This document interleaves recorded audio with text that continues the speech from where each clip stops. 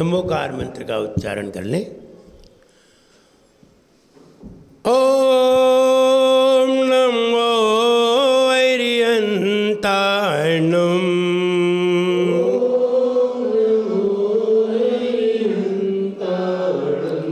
ओम नमो सिद्धाणम।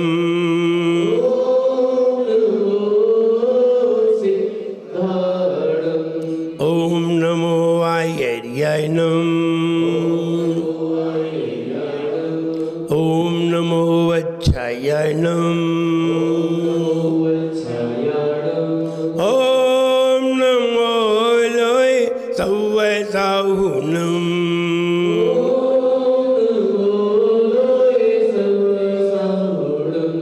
ओम नमो लोय सव्वसाहुनम।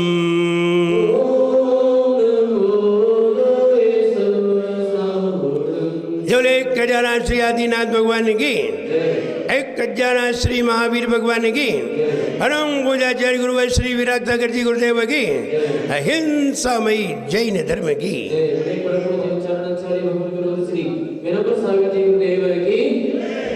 समस्त आचार्य संघ की। मन में होता हर्ष जहाँ, मन में होता हर्ष जहाँ, फल होता उत्कर्ष वहाँ। मन में होता हर्ष जहाँ, फल होता उत्कर्ष वहाँ।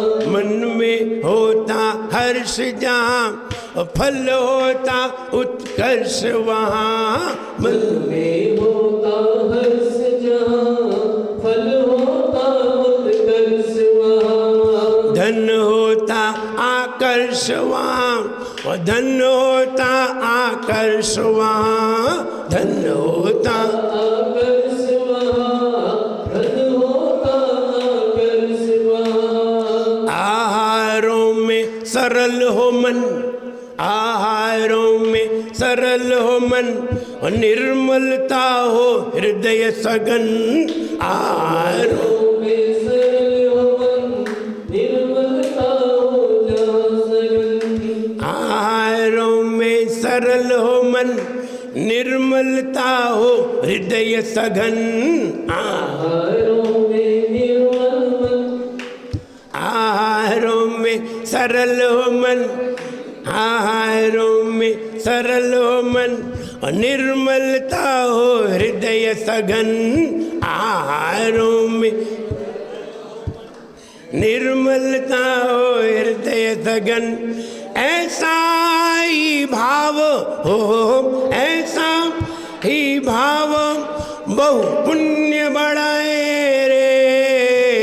जीवन पानी की बूंद कब मिट जाए रे। ओ जीवन है पानी की बूंद कब मिट जाए रे। होंगी अनहोंगी हो, होंगी अनहोंगी कब क्या घट जाए रे। जीवन है पानी की बूंद कब मिट जाए रे। ओ जीवन है पानी की बूंद कब मिट जाए रे।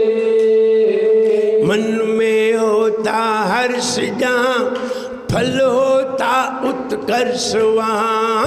मन में होता हर्ष जहाँ, फल होता उत्कर्ष वहाँ। धन होता आकर्ष वहाँ, धन होता आकर्ष वहाँ। धन होता आकर्ष को निर्मल बनाने की जरूरत होती है।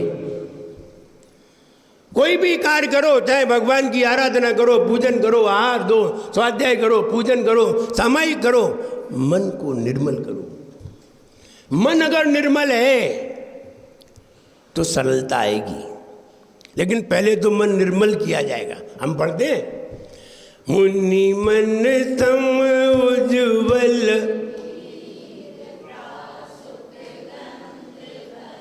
देखिए क्या कहा, हम जल कैसा लेकर के आए, कैसा जल, बोले प्रासुक, नहीं नहीं, यहाँ प्रासुक की तो बात ही नहीं गई। यहाँ क्या कहा?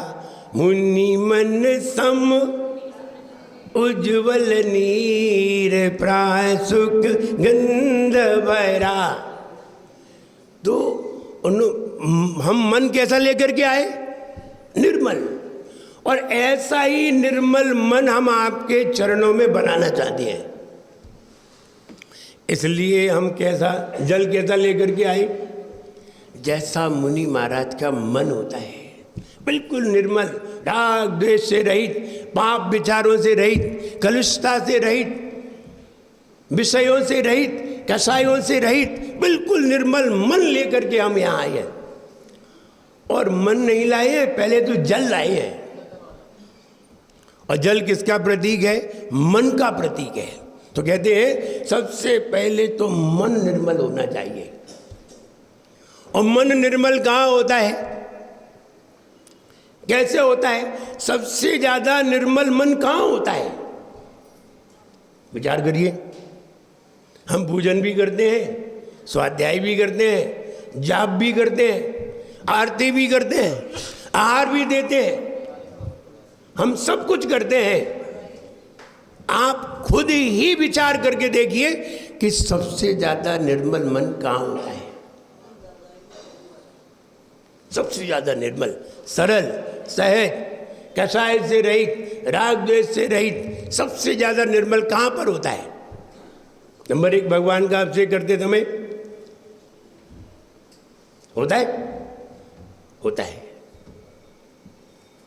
पूजन करते समय, सामायिक करते समय, जाप करते समय, स्वाध्याय करते समय कहाँ निर्मल होता है? आहार देते समय। ये सब जगह मन को निर्मल करने के तरीके हैं। ये सब जगह मन को निर्मल करने के तरीके हैं। और अगर मन निर्मल हो जाए तो इनकी कोई जरूरत नहीं है। ना अभिषेक की जरूरत है, ना पूजन की जरूरत है, ना आग देने की जरूरत है, किसी की जरूरत नहीं है। देखिए मुनि महाराज है, कहाँ करते हैं पूजन? अष्टद्रव्य से पूजन करते हैं? नहीं करते, क्योंकि उनका मन स्वयं ही निर्मल है। उन्होंने अपने मन को निर्मल कर लिया है। और जिन्होंने मन को निर्मल कर लिया है, उन्हें मन को निर्मल करने की जरूरत नहीं है। लेकिन जब मन निर्मल नहीं है, तब मन को निर्मल करना पड़ता है। और निर्मल मन का प्रतीक है जल। जल हम भगवान के चरणों में चढ़ाते हैं और यही कामना करते हैं, भगवान मेरा मन बिल्कुल साफ हो। निर्मल माने? निर्मल माने मल से। और मल कौन कौन सा है? मन में मल कौन सा है? जैसे पानी में मल कौन सा है? ये मिट्टी आदि, गंदगी आदि क्या है? मल है। और मन में मल कौन सा है? राग और द्वेष, कषाय, ये मल है। ये मल जब तक मन में रहेगा तब तक मन में निर्मलता नहीं होगी। निर्मलता का मतलब है ऐसा जल जिसमें हम कोई भी चीज डालें और हमें वो दिखाई दे, वो चीज स्पष्ट दिखाई दे। एक सुई भी डालें अगर पानी में, तो हमें ऊपर से पानी में दिखाई दे जाए वो सुई, उसे कहते हैं निर्मलता, उसे कहते हैं निर्मल मन। तो कहने का मतलब यह है कि मन निर्मल कैसे होता है? निर्मल मन त्याग करने से होता है। निर्मल मन राग द्वेष को हटाने से होता है। तो सबसे पहले मन निर्मल किया जाता है। आप कुछ भी करिए, आप मुनिराज को आहार भी दे रहे हैं तो भी आपको मन निर्मल करना है। आप विचार करिए, अभिषेक करते समय मन निर्मल ज़्यादा होता है या आहार देते समय? कंपेयर करिए, देखिए जिसने दोनों काम किए हैं वो तो कंपेयर कर लेगा, जिसने दोनों काम नहीं किए हैं वो कंपेयर नहीं कर सकता है। आहार देते समय हमारे अंदर त्याग की भावना होती है। आहार देते समय हम कुछ भी त्याग करने के लिए तैयार हो जाते हैं। जैसे आपको आलू भी बहुत प्रिय है और अगर महाराज ये कहते हैं कि आलू का त्याग करो तो आप आलू का त्याग करने के लिए भी तैयार हो जाते हैं। बहुत प्रिय है। रात्रि भोजन बहुत प्रिय है, मजबूरी है और रात्रि में भोजन करना ही पड़ता है क्योंकि दुकान से आना पड़ता है तो रात्रि में भोजन भी करना पड़ता है, नहीं रहा जाता है। फिर भी अगर महाराज के लिए तुम आहार दे रहे हो तो चाहे भले ही एक सप्ताह के लिए रात्रि का भोजन त्याग करें लेकिन कर लेते हैं। जैसे ही त्याग की भावना आती है वैसे ही मन निर्मल होता है। मन ऐसा नहीं है कि भगवान का गुणगान गाने से निर्मल हो जाता हो, हमने आरती गा ली तो मन निर्मल हो गया। नहीं नहीं, मन निर्मल नहीं हुआ है, मन बदला है। बदलना अलग बात है और निर्मल होना अलग बात है। अभी तक दूसरा विचार कर रहा था, अब दूसरा विचार करने लगा तो मन विचारों से बदला है, मन निर्मल नहीं हुआ है। निर्मल होना अलग बात है और विचारों से बदलना अलग बात है। मन का निर्मल होना सर्वप्रथम जरूरी है। और हम मंदिर आते हैं, मंदिर में जो भी बैठ करके जो भी करते हैं वो सब मन के निर्मल के लिए है और निर्मल मन में शांति रहती है, अशांति नहीं रहती। इसलिए मन का निर्मल होना सर्वप्रथम जरूरी है। सबसे पहले मन को निर्मल कीजिए और मन को निर्मल करोगे तो आगे की प्रक्रिया सफल होगी। और मन निर्मल हुआ त्याग से, और त्याग पूजन में अभिषेक में कम होता है, लेकिन साधुओं को जब आहार देते हैं तब ज़्यादा होता है, तब पुरुषार्थ भी बहुत होता है। आप सवेरे उठ जाते हैं, नींद का भी त्याग करते हैं। ऐसा नहीं है नींद का त्याग नहीं करते हैं। जो लोग चौका लगाते हैं वो जाने, जो चौका लगाते हैं सवेरे 4 बजे उठते हैं और 4 बजे से उनकी धुन लगी रहती है और पहले दिन से ही उनका मीनू बनने लगता है कि सवेरे उठ के क्या क्या करना है। जो महिलाएं लगाती होंगी, जो पुरुष लगाते होंगे, उन्हें मालूम होगा कि सवेरे 6 बजे से पानी भरना प्रारंभ कर देते हैं। और अगर भगवान का अभिषेक करना हो, पूजन करना हो तो कोई नहीं आता 6 बजे पानी भरने। तो हमने त्याग किया, कषाय का त्याग किया, कर्मों का त्याग किया, पाप कर्मों का त्याग किया। सोना कोई पुण्य कर्म नहीं है, सोना तो पाप कर्म है, हमने त्याग किया। निद्रा का त्याग किया, शुद्ध वस्त्र पहने और शुद्ध वस्त्र पहन करके घर का कार्य प्रारंभ किया। कितना त्याग करना पड़ा और इतना सब त्याग करने के बाद सब कुछ शुद्ध बनाया, शुद्ध लाए और शुद्ध प्रक्रिया की और सारी प्रक्रिया करने के बाद हम पड़गान करने के लिए आए। अब देखिए मन कितना निर्मल है, कितना त्याग है। हम इतनी देर से सारे कार्य त्यागे हुए हैं, ये भी तो एक त्याग है, ये भी तो एक त्याग है। तो वो त्याग करता जा रहा है और जब महाराज को पड़गान कर रहा है तब देखिए उसके भाव कितने निर्मल हैं। मुझे लगता है पड़गान में व्यक्ति कितना विनम्र होता है, कितना सरल होता है, कितना सहज होता है। इतना सहज हमने कहीं भी नहीं देखा उसे पड़गान करने में। वो कितनी मिन्नत जैसी करता है कि महाराज मेरे यहाँ आ तो जाओ, कैसे भी आ जाओ। मुझे याद आता है सावन का दिन था, अब विधि तो कठिन लेनी ही थी। लगभग 150 के करीब चौके थे, ललितपुर की बात है। सावन का महीना, सावन का ही था, सावन का महीना था। नहीं, रक्षाबंधन का दिन था। हाँ, सावन का ही महीना था, रक्षाबंधन का दिन था। अब सारे चौकों में जाना भी है, अगर चौकों में नहीं गए, सारी सड़कें भरी हुई हैं और जाना भी है, और विधि भी ऐसी ही लेना है जिससे कि सारे चौकों में भी चले जाएं। नहीं तो पहले ही दूसरे चौके में मिल गई तो सब कहेंगे महाराज हमारे यहाँ आए ही नहीं। कहने का मतलब है सारे लोगों ने अपनी अपनी विधि मिलाई। एक चौके में तो एक बालक को बिल्कुल मुनि के समान खड़ा करके और पड़गान करने के लिए खड़ा कर दिया। हमने कहा देखो, महाराज को पड़गान करने के लिए वो व्यक्ति, उसने, बालक ने अपने कपड़े भी उतार दिए कि तुम हमारे घर आ जाओ। उसकी सरलता देखिए, वरना वो कपड़े कभी उतारे? कोई लाख कहे तो ना उतारे, और फिर भी वो पड़गान करने के लिए तैयार है।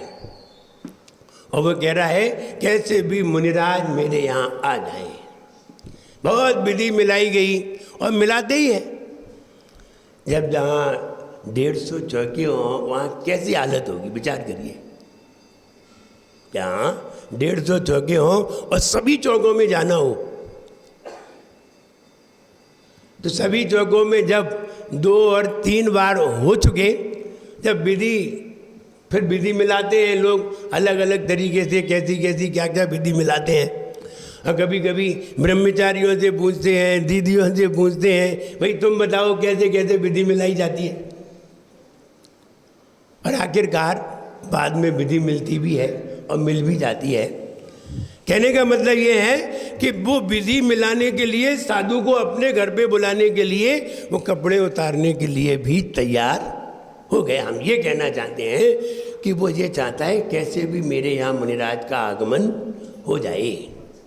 और ध्यान रहे, जिस घर में मुनिराज का आगमन हो जाता है वो समझिए उसे करोड़ों की संपदा प्राप्त हो जाती है,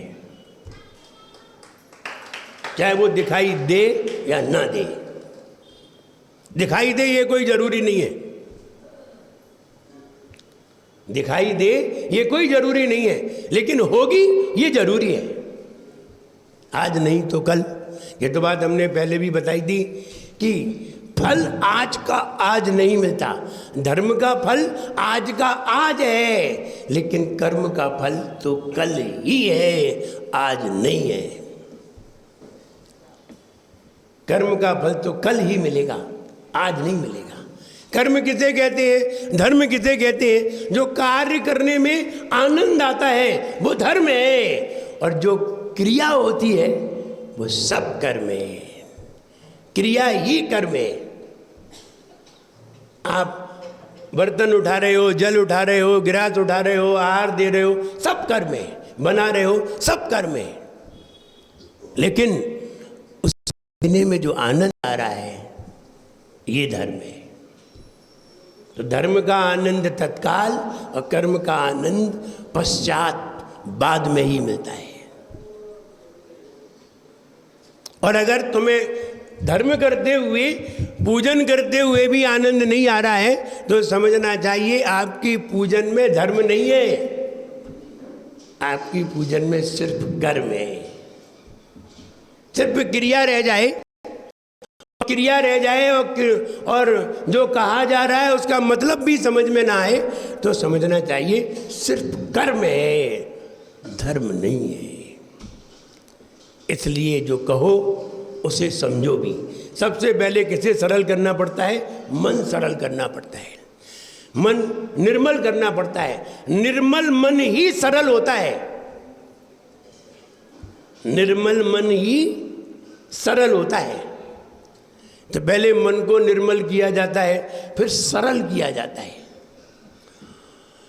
और जब सरल हो जाए तो फिर उसमें पावन होने की, पवित्र होने की क्षमता प्राप्त हो जाती है। पहले मन निर्मल, फिर सरल, फिर पवित्र होता है। और पवित्र हो जाए तो फिर कहने ही क्या है, फिर आपको पुण्य की जरूरत नहीं है, आपको जो देखेगा वो ही पुण्य कमा लेगा। पवित्र में निर्मल में अंतर है। निर्मल मन किसी का भी हो सकता है, लेकिन पवित्र मन होता है वो परमात्मा का हुआ करता है, वो परम पवित्र है। इससे ज्यादा पवित्र मन किसी का नहीं हो सकता। वो बिल्कुल पवित्र है, उनके दर्शन करने मात्र से ही पुण्य का बंध हो जाता है। इसलिए हम ये कहना चाहते हैं कि पहले मन को निर्मल करिए, फिर सरल करिए। कहाँ पर होगा? तो हम ये कहें, साधु के सामने जितनी जल्दी सरल होता है उतनी जल्दी कहीं भी नहीं होता। जैसे कोई मुनिराज सामने हो, आचार्य महाराज सामने हो, और त्याग की कोई बात आए तो व्यक्ति त्याग करने को तैयार हो जाता है।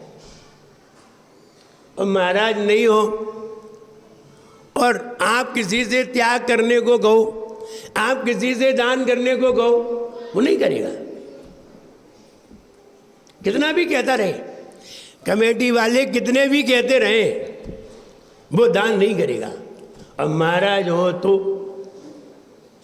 वो तत्काल करेगा। समझिए, त्यागी के सामने त्याग की भावना तैयार होती है। त्यागी के सामने त्याग की भावना तैयार होती है। इसलिए सबसे ज्यादा मन निर्मल और सरल होता है तो मुझे लगता है आहार देते में ही होता है। और आहार देने से ज्यादा पुण्य कहीं भी नहीं है। आप कुछ भी कर लो, आपने पूजन की, कितने दिन पूजन की, कितने दिन से पूजन की, आप 1 साल तक लगातार पूजन करिए भगवान महावीर की।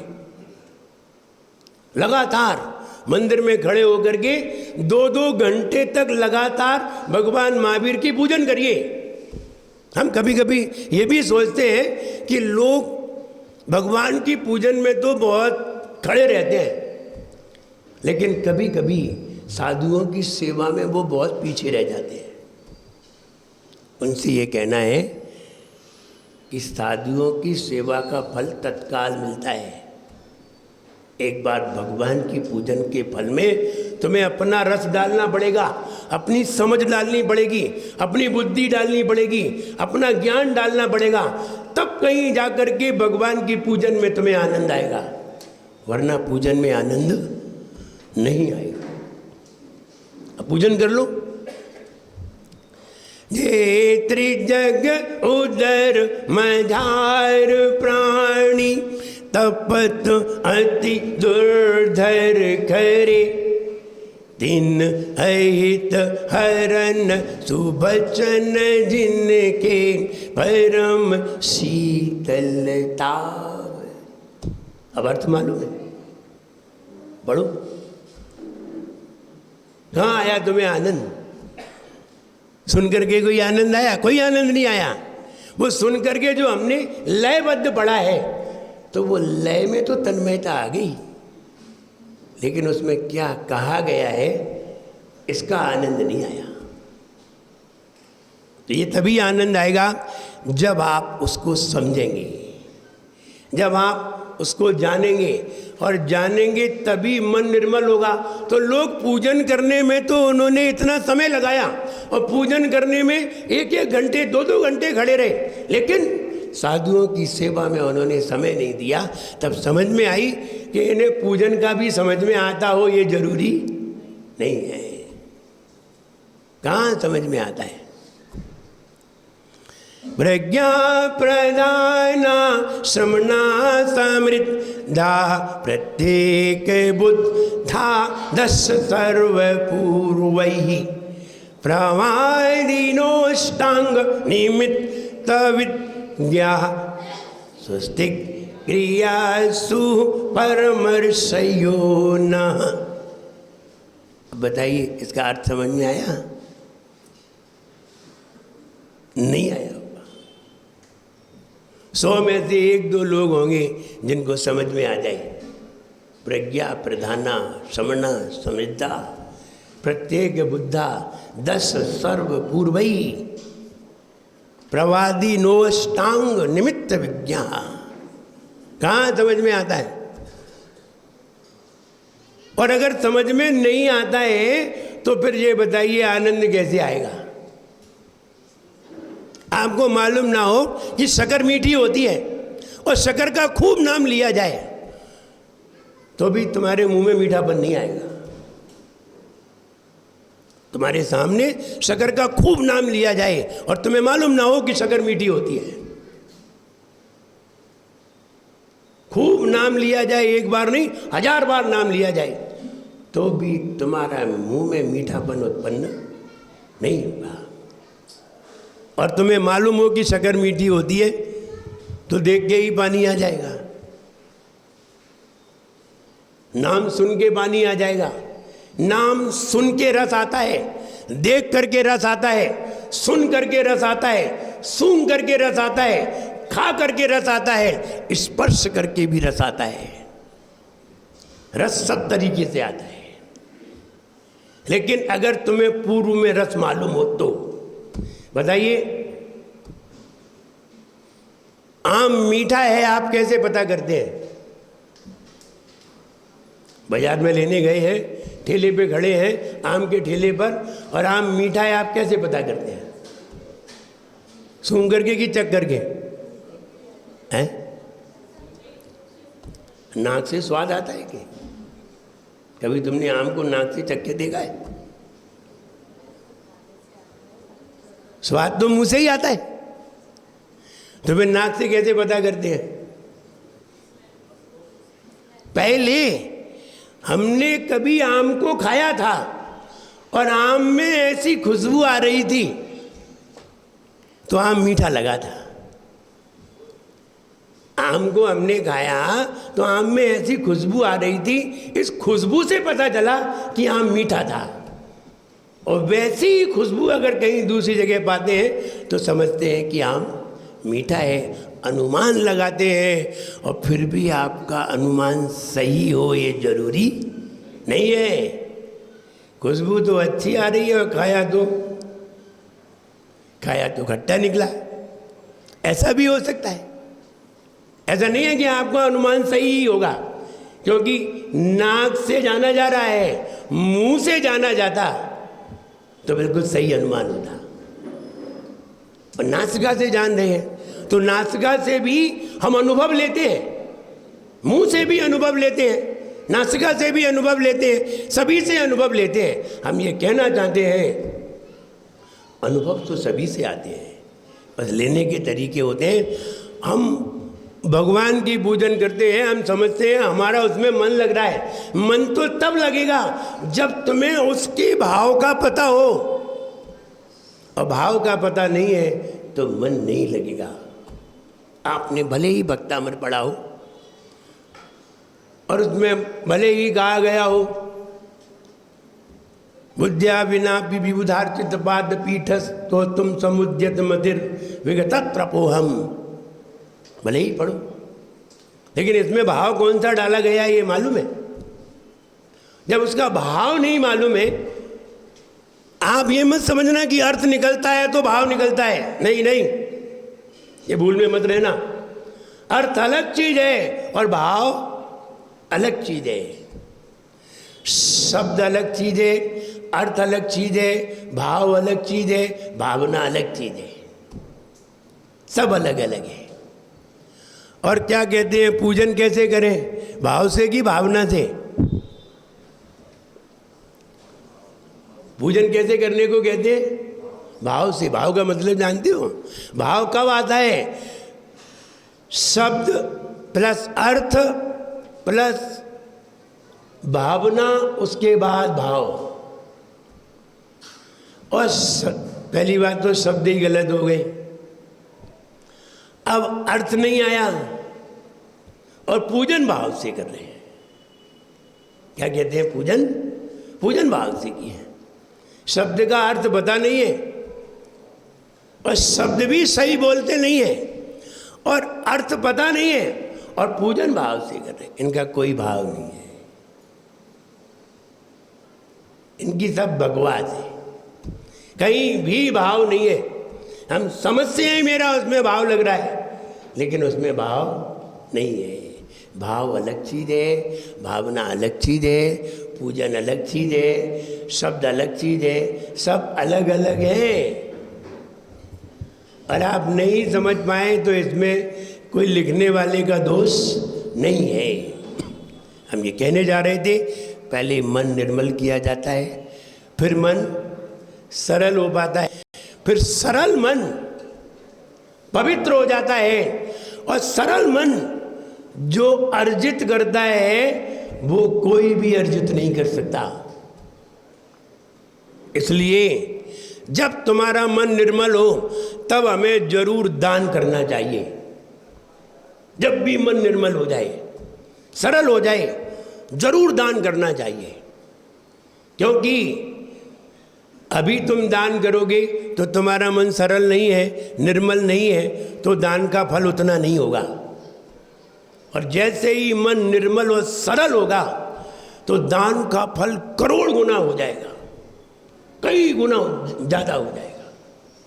इसलिए आपको याद हो, पहले जब हम बहुत छोटे थे, अपने घर पर थे, तब महाराज लोग आहार करने आते थे तो वो दान करने के लिए कहते थे। आहार हो गया, आहार होने के बाद 5 मिनट उपदेश देते थे, और उपदेश होने के बाद वो दान करने के लिए कहते थे। और श्रावक दान करता था, ऐसा नहीं करता था, करता था। और उनका उद्देश्य भी था, दान कराने का भी कोई उद्देश्य होता है, ऐसे ही नहीं होता है। भिंड में जब एक बहुत बड़ी नसिया बन रही थी, उसमें उन महाराज का पूरा योगदान था, और वो कह रहे थे हम ऐसी नसिया बनवाएंगे, ऐसा करेंगे। तो इसलिए वो सबसे कहते थे कि दान करो, और आहार के बाद दान करने को कहते थे, क्योंकि आहार के बाद व्यक्ति का मन बहुत ही निर्मल होता है, बहुत ही सरल होता है। एक आहार के समय, एक भगवान का अभिषेक के समय, 2 समय व्यक्ति का मन बहुत ही निर्मल होता है। शेष जगह तो उसकी भावना होती है, अपने भावना के अनुरूप अपना कार्य करता है, लेकिन 2 जगह मन बहुत निर्मल होता है। और ऐसे निर्मल मन से अगर तुमने दान किया है, अगर तुमने त्याग किया है, थोड़ा सा भी किया है, वो दान, थोड़ा सा भी दान बट वृक्ष के समान बृहत होकर के तुम्हारे सामने आ जाता है, थोड़ा सा भी। इसलिए जब मन निर्मल हो, सरल हो, तब जरूर त्याग करना चाहिए। और सबसे ज़्यादा सरल हमने बताया था आहार में होता है। आहार के समय व्यक्ति कितने अच्छे परिणाम करता है, कहता है धन्य हो गया आज मेरे घर पर गुरुओं के चरण पड़े, आज मैं धन्य हो गया, कहता भी है। भक्ति बिना रहे जो प्राणी वह नर पशु समान, जिस घर में गुरु भक्ति नाही वह घर है शमशान। भक्ति के बिन अब ना रहना, भक्ति अपना ना है। जिन गुरु की अब भक्ति करके भव से तिर जाना है, कि कहते कुंद कुंद भगवान, कि कहते कुंद कुंद भगवान, कि मानो बात करो श्रद्धान, यही जग में सुखकारी है। धर्म बिना ही चारों गति में जीव दुखारी है, कि मोरी सुन लियो हृदय में गुन लियो। कहने का मतलब कि भक्ति जब हमारे जीवन में आती है तो गुरुओं के सामने ही आती है, सबसे ज़्यादा तीव्र आती है तो गुरुओं के सामने आती है। आप 1 साल तक भगवान महावीर की पूजन करिए, 2 घंटे 1 साल तक भगवान महावीर का मंदिर में विधान करिए, एक भी दिन तुम्हारे घर के आंगन में अथवा मंदिर के प्रांगण में रत्नों की वर्षा नहीं होगी। कितने दिन की तुमने पूजन? 1 साल तक। 1 साल तक भगवान महावीर का विधान करिए, 1 साल तक भगवान महावीर की पूजन करिए, 2-2 घंटे करिए, खड़े होकर के करिए, सब कुछ त्याग करके करिए, फिर भी एक भी दिन रत्नों की वर्षा नहीं होगी। एक दिन भगवान महावीर को अपने घर के आंगन में ले जा करके आहार कराइए, पंचरत्नों की वर्षा हो जाएगी।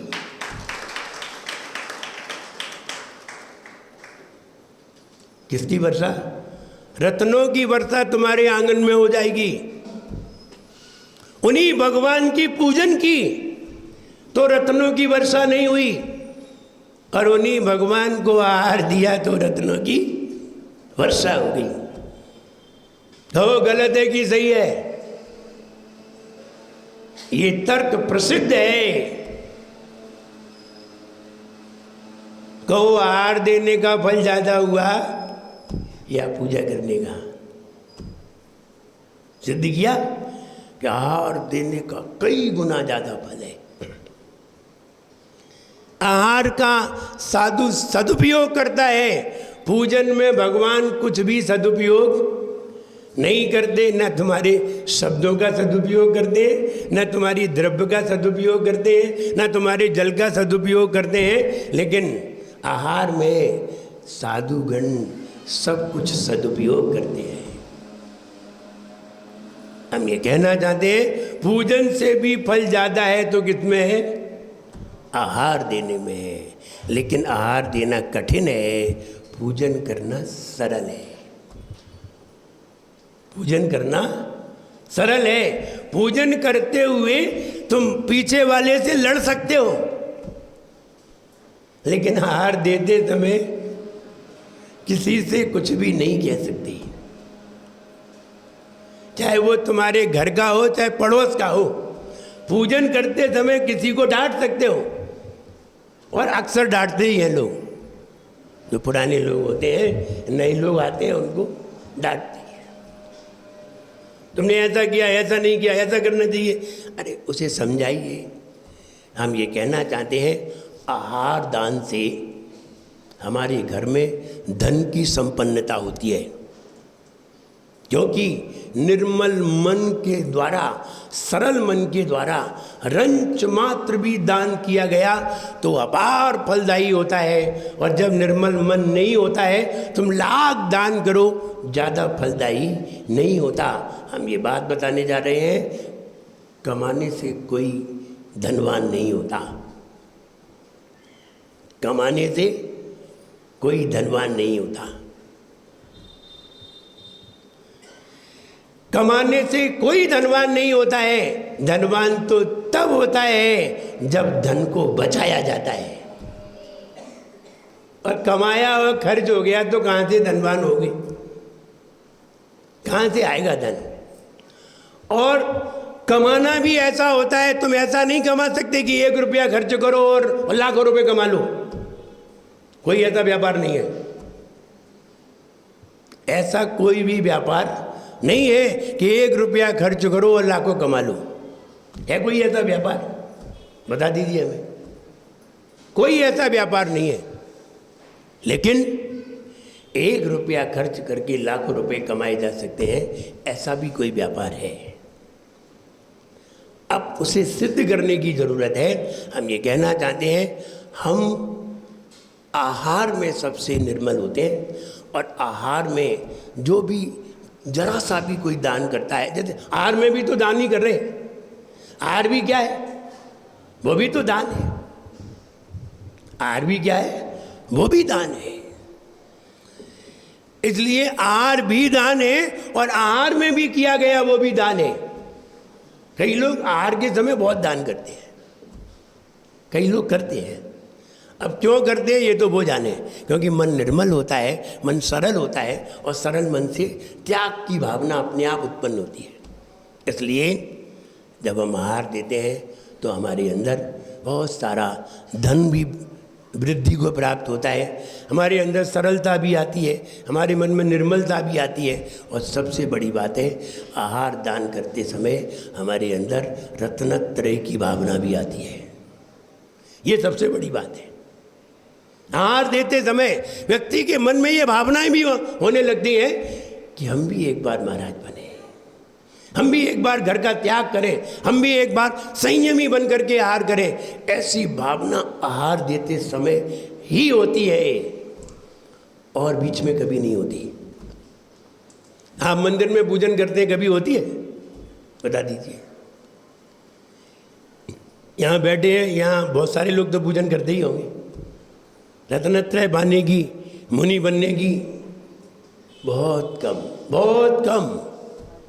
महीनों में एक आध बार उठ जाए, लेकिन तुम महीने भर आहार दे के देखिए, आपकी रोज अंदर भावना उठने लगेगी और एक दिन आप निश्चित उस संयम को प्राप्त कर सकेंगे। हम ये कहना चाहते हैं कि हम सभी उस साधु की सेवा में जरूर लगे, भगवान की सेवा भी करें और साधु की सेवा में जरूर लगे। बहुत जल्दी ही हम संयम और सब कुछ को प्राप्त करने में सफल होंगे, और आप सफल होंगे तो आपके जीवन में आनंद होगा, आपका जीवन खुश हो, आनंदित हो। मन में होता हर्ष जहाँ, फल होता उत्कर्ष वहाँ। मन में होता हर्ष जहाँ और फल होता उत्कर्ष वहाँ, और धन होता आकर्ष वहाँ, धन होता आकर्ष वहाँ। वहीं धन बढ़ता है।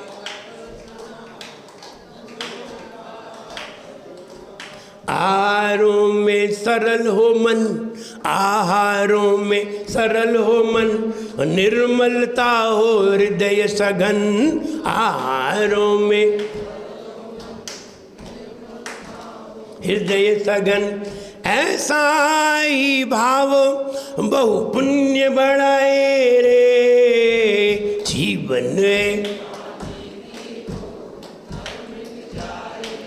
हो जीवन